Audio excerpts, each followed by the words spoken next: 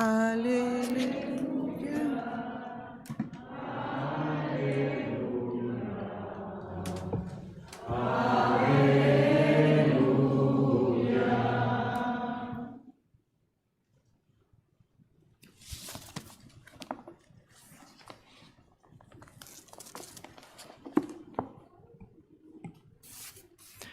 Que el Señor Jesús esté con todos ustedes. Proclamación del Santo Evangelio según San Mateo.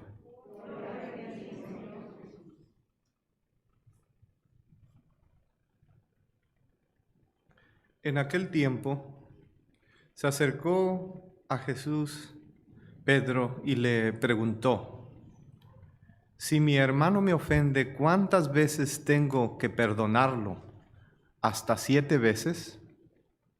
Jesús le contestó: no solo hasta 7, sino hasta 70 veces 7. Entonces Jesús les dijo: el reino de los cielos es semejante a un rey que quiso ajustar cuentas con sus servidores. El primero que le presentaron le debía 10,000 talentos. Como no tenía con qué pagar, el Señor mandó que lo vendieran a él, a su mujer, a sus hijos y a todas sus posesiones para saldar la deuda. El servidor, arrojándose a sus pies, le suplicaba diciendo: ten paciencia conmigo, te lo pagaré todo. El rey tuvo lástima de aquel servidor, lo soltó y hasta le perdonó la deuda. Pero apenas había salido aquel servidor, se encontró con uno de sus compañeros que le debía poco dinero. Entonces lo agarró por el cuello y casi lo estrangulaba mientras le decía: págame lo que me debes. El compañero se le arrodilló y le rogaba: ten paciencia conmigo y te lo pagaré todo. Pero el otro no quiso escucharlo, sino que fue y lo metió a la cárcel hasta que pagara la deuda. Al ver lo ocurrido, sus compañeros se llenaron de indignación y fueron a contar al rey lo que había sucedido. Entonces el Señor lo llamó y le dijo: siervo malvado, te perdoné toda aquella deuda porque me lo suplicaste. ¿No debías tú también haber tenido compasión con tu compañero como yo tuve compasión de ti? Y el Señor, encolerizado, lo entregó a los verdugos para que no lo soltaran hasta que pagara lo que debía. Pues lo mismo hará mi Padre Celestial con ustedes si cada cual no perdona de corazón a su hermano. Palabra del Señor.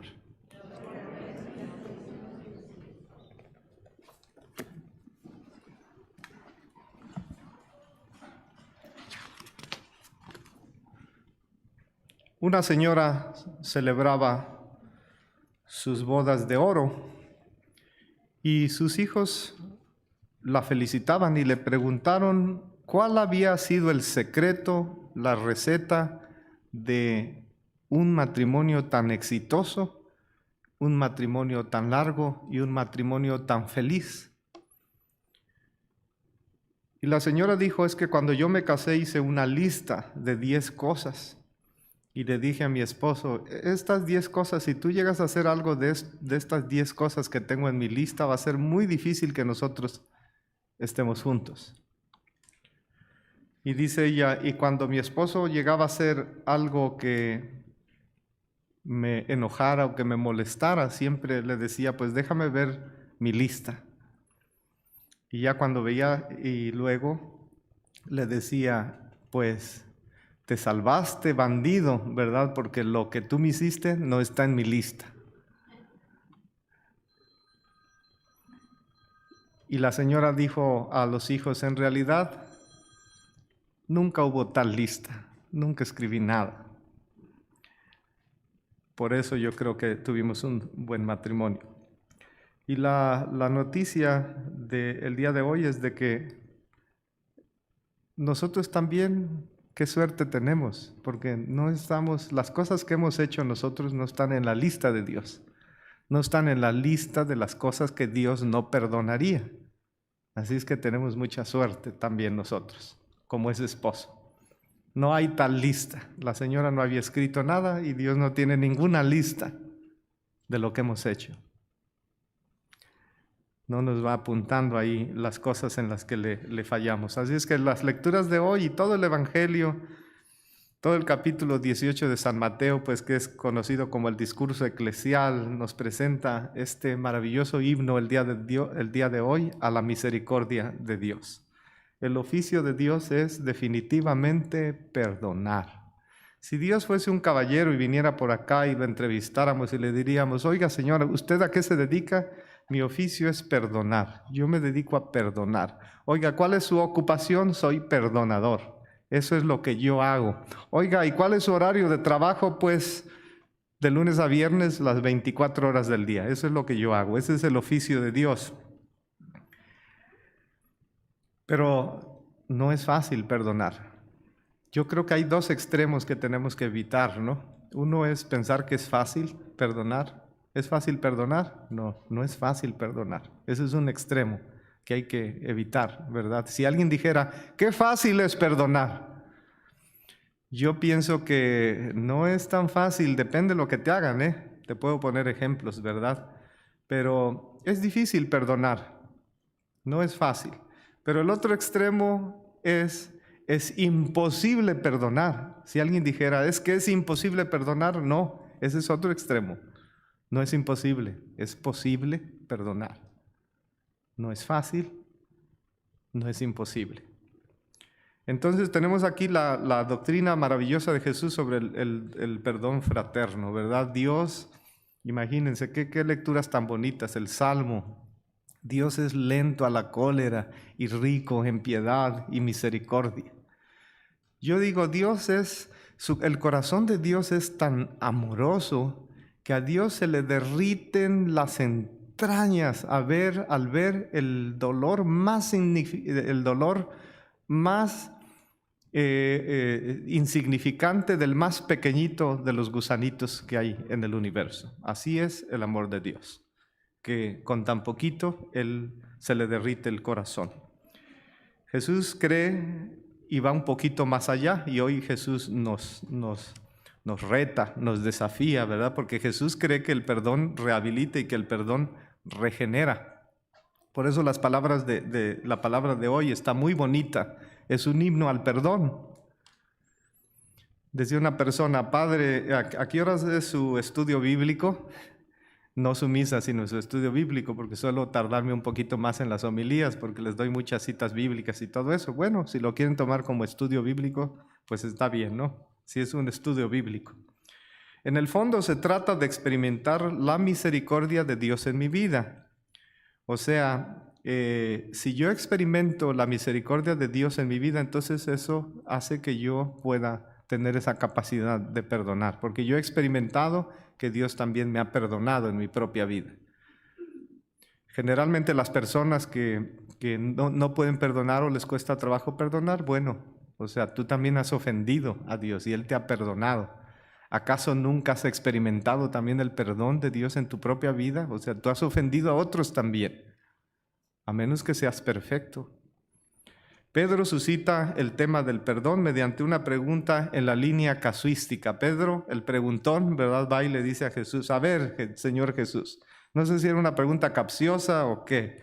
Si mi hermano me ofende, ¿cuántas veces le tengo que perdonar? ¿Hasta 7 veces? Y Pedro pensó que Cristo le iba a decir, Pedro, felicidades Pedro, porque tú eres tan generoso, porque los judíos dicen que 3 veces y tú ya le aumentaste 4. Jesús le contestó, no te digo hasta 7 veces, sino hasta 70 veces 7.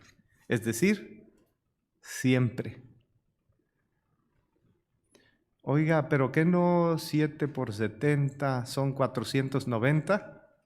Pues bueno, si alguien quiere contar, pues cuente, ¿verdad? Las veces. Y a lo mejor cuando llegue a 490 va a tener que volver a empezar, porque lo que significa eso es siempre. El trasfondo de esto es la cultura de la venganza en todo el antiguo Oriente. Por eso surge ese número de 70 veces 7. Y su expresión más dura fue la del feroz Lamec en la Biblia, en Génesis capítulo 4, versículo 24. Si Caín fue vengado 7 veces, Lamec lo será 77 veces. O sea, la venganza iba por la misma línea. Vengar 7 veces y con más coraje vengar a una persona 70 veces 7. Era la famosa ley del talión en aquella época, vida por vida, ojo por ojo, diente por diente. Y la seguimos practicando, ¿no? En muchas maneras hoy, ¿no? ¿Cómo decimos en ese dicho mexicano? El que a hierro mata, ¿qué? A hierro muere, ¿verdad? Jesús, sin embargo, declara obsoleta esa práctica de la venganza, de vengar 7 veces o 70 veces 7, con el famoso discurso del Sermón del Monte. Amen a sus enemigos, dice Jesús. Perdonen las ofensas. Entonces ahí cambia absolutamente todo, ¿verdad? Pero tampoco es que el Antiguo Testamento, que alguien diga, es que en el Antiguo Testamento todo era ley del talión, se mataban unos a otros, no necesariamente. Miren, hay algunas citas como Levítico capítulo 19, versículo 17, que dice lo siguiente: ya el Antiguo Testamento contemplaba la oportunidad del perdón. No odiarás de corazón a tu hermano, no te vengarás, ni guardarás rencor a tu pariente. Y aquí viene la cita famosísima del Antiguo Testamento: amarás a tu prójimo como a ti mismo. Clásica de todos los tiempos. El libro del Eclesiástico, que fue la primera lectura, o Siráside, también nos da algunas razones para perdonar. Y son razones difíciles, porque se las voy a decir cuáles son. Dice, Dios odia al rencoroso. Dice, aquí están las razones por las que debemos de perdonar, porque Dios odia al rencoroso y se venga del vengativo. Es un poquito extraña esa expresión. Yo creo que es como una especie de exageración literaria, Dios, porque Dios no odia a nadie, ¿verdad? Pero para que vean qué tan importante es perdonar, dice, Dios odia al rencoroso. ¿Por qué debemos perdonar? Porque también nosotros somos limitados. Por eso debemos de ser comprensivos, porque también nosotros nos equivocamos. Por eso debemos perdonar al otro. ¿Cómo pedir a Dios un perdón que nosotros negamos a los demás? Yo no te perdono a ti, ¿verdad? Porque me ofendiste, pero Señor, perdóname a mí. Por eso Cristo tuvo que contar la historia que contó. La idea también, otra de las razones por las que debemos perdonar es la idea de que nos vamos a morir, la idea de que tenemos fin. ¿Acaso no queremos llegar al final de nuestros días habiendo hecho las paces con todo mundo? Muchas veces me ha tocado ir a los hospitales y una de las cosas más bonitas de ir a un hospital o estar atendiendo a personas en su último momento es que todos piden perdón, todos. Me han tocado unos cuantos casos, ¿verdad? Que no, pero todo mundo en el momento final, ¿verdad? ¿Quién no pide perdón? Cuando ya está en el último minuto o en el último segundo. Para Cristo el perdón es el mejor antídoto para romper la espiral del odio. Pero seguimos preguntando, ¿pero por qué sin límites, Padre? ¿Por qué sin límites, Jesús? ¿Por qué dice 70 veces 7? O como decimos en inglés, si Cristo estuviera aquí diría 24/7, ¿verdad? Deberías de perdonar. 27. Bueno, hay que explicar. A una pregunta aritmética, Jesús responde en el mismo terreno con una respuesta aritmética. Señor, ¿debemos de perdonar 7? No, debemos de perdonar 70 veces 7. Es decir, de un número generoso saltamos a un número indefinido. Si Pedro pensaba que le iban a dar el premio Nobel a la generosidad, Cristo dio ese salto gigantesco. Quédate con tu 7, ahí te va otro número que es infinitamente más alto que tu 7. 70 veces 7. Luego viene esta historia del deudor despiadado, que es un contraste entre la inmensa generosidad de Dios y la inaudita mezquindad de este hombre. Porque la deuda era impagable, ¿verdad? Cuenta Cristo y quiso contarnos esa historia exagerando un poquito para que entendamos la misericordia de Dios. En esta historia dice que el trabajador le debía a su amo 10,000 talentos. Hay unas traducciones de la Biblia que traducen 10,000, traducen muchos millones, que le debía muchos millones. Otras traducen 10,000 millones y otras traducen 10,000 talentos. Bueno, los estudiosos de la Biblia dicen que toda esa deuda equivalía a algo así como 100 millones de denarios, lo que debía el hombre. 100 millones de denarios. Y el salario en aquella época era 1 denario por día, era la moneda de la época. Entonces, ¿cuántos días tenía que trabajar para pagar la deuda si debía 100 millones de denarios? 100 millones de días. O sea, era una deuda definitivamente impagable. Ese es el punto de Jesús. Por eso Jesús utiliza esta exageración literaria. Y luego viene la cancelación misericordiosa de la deuda. Ok. Y el otro, sí, yo voy a hacer lo posible por pagarte. Es que no es que no estuviera dispuesto a pagar, pero era irrealista lo que estaba diciendo. Por favor, dame tiempo, yo te voy a pagar. Oye, te vas a pasar 10 millones de días trabajando para pagarme mi deuda. ¿Sabes qué? Ya no te preocupes, no me debes nada y ya queda todo saldado. Tuvo piedad de ese infeliz hombre que le suplicaba a Jesús. Pero él al salir no tuvo misericordia ni piedad del otro. El otro le debía 1,000,000 de veces menos de lo que le perdonó su amo. ¿Ven ustedes el contraste entre Dios y nosotros? O sea, nosotros por poquito, ya, ¿verdad? Mandamos a la cárcel. Y aquí el hombre por 100,000 millones pudo perdonar. Volvemos a lo mismo, perdonar no es fácil, pero tampoco imposible. Había dos señores que estaban platicando y dicen, no, ¿y tú no tienes problemas con tu esposa? Pues no, yo no tengo. ¿Tú? Pues yo sí tengo. Y fíjate que cuando tenemos así problemitas, pues mi esposa se pone muy histérica, compadre. ¿Sí? No, compadre, eso no es nada. Mi esposa no se pone histérica, se pone histórica. Ah, pero ¿qué quiere decir con histórica? Es que me saca todos los trapitos al sol, me saca toda la historia del pasado, ¿verdad? Y sí, somos, no es cierto, esclavos del pasado, que nos lastima y nos duele. Me la vas a pagar, ¿verdad? Decimos. Es nuestro instinto de conservación, nuestro sistema límbico. Te espero a la salida. En inglés dicen, don't get mad, get even. No te enojes, mejor cobra venganza. Padre, ¿no será que el perdón es una actitud para gente boba, para gente mensa, para gente dejada, para gente apocada, para gente débil, para gente estúpida, para gente que no es inteligente y que los inteligentes debemos de defender nuestros derechos y no permitir? Esto es demasiado, ¿verdad? Decimos muchas veces, ya estoy harto. ¿Tenemos que ser tontos para ser buenos? ¿Cómo responder entonces, Padre, ante el insulto? ¿Cómo responder ante la calumnia, ante el atropello, ante la desconsideración de los demás? ¿Cómo responder? Obviamente, en el caso, no quiere decir que si el esposo le es infiel a la esposa le diga, son 70 veces 7 las que te tengo que perdonar, así es que te faltan 479, 489, ¿verdad? O sea, no hay que malinterpretar el perdón. El perdón no es, ok, me puedes seguir ofendiendo y no hay problema.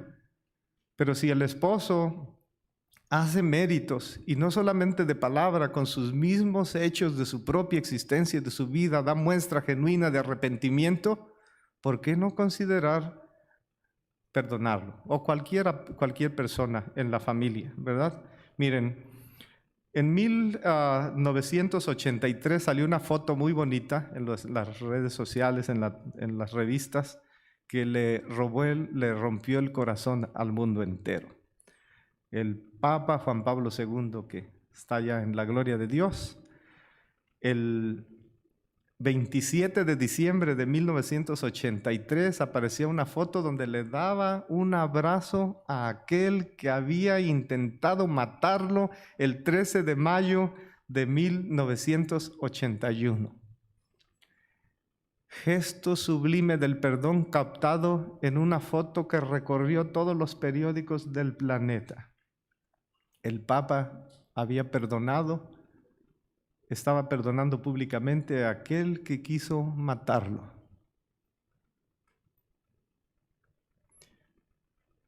Pero pasaron, o sea, no fue a perdonarlo al día siguiente. Entre el 13 de mayo de 1981, que por cierto era día de la Virgen de Fátima y el Papa piensa que la Virgen de Fátima lo salvó, entre el 13 de mayo de 1981 y el 27 de diciembre de 1983 pasaron 2 años, 7 meses y 17 días. It takes time. Se toma tiempo perdonar, ¿verdad? No es algo automático. Los orientales tienen un árbol que se llama el sándalo, y ellos dicen que debemos de ser como el sándalo, que calladamente perfuma la hacha que lo corta. Cuando lo están cortando al arbolito, suelta un perfume tan delicioso y fragante que todo el mundo dice, mira, lo estamos haciendo pedazos y todavía nos regala su perfume. El que no ha experimentado el gozo de ser perdonado difícilmente es capaz de perdonar. ¿Y cuántas veces los papás tienen que estar perdonando a sus hijos? Para mí los papás son los sabios del perdón. Papás, ¿cuántas veces han perdonado a sus hijos? ¿Cuántas veces les han dado segundas oportunidades? Ustedes son los sabios del amor porque ustedes han entendido en la sabiduría de la vida que 1 gramo de amor es mucho mejor que 1 tonelada de castigo. Jesús practicó lo que nos enseñó y mandó. Y Jesús, perdonando, venció el mal con el bien y el odio con el amor. ¿Cuál es la espiral del perdón? Según Cristo, perdonar al que nos ofendió para que Él sea capaz de hacer lo mismo con aquel que lo haya ofendido. Cuando tú perdonas a alguien, es una gran lección para él, porque entonces se crea una espiral del amor. Entonces esa persona va a ir a perdonar al otro, porque tiene que poner en práctica eso. En la segunda lectura, San Pablo nos dice, nos habla de la tentación mutua y de la intolerancia y la incomprensión. Y nos dice, vivimos y morimos para el Señor, entonces debemos de perdonarnos unos a otros. Dice San Pablo, ¿por qué juzgas y desprecias a tu hermano?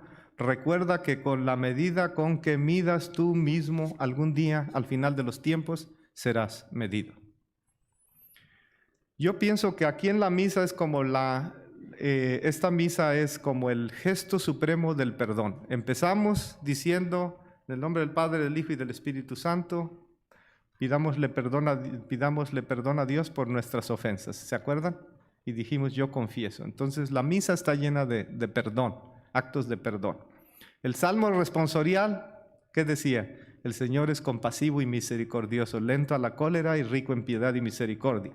Más tarde vamos a rezar el Padre Nuestro. Señor, perdona nuestras ofensas como también nosotros perdonamos a los que nos ofenden. Y cuando llegue el saludo de paz, la paz esté contigo, hermano. Y en la casa también tendrán que darse la paz.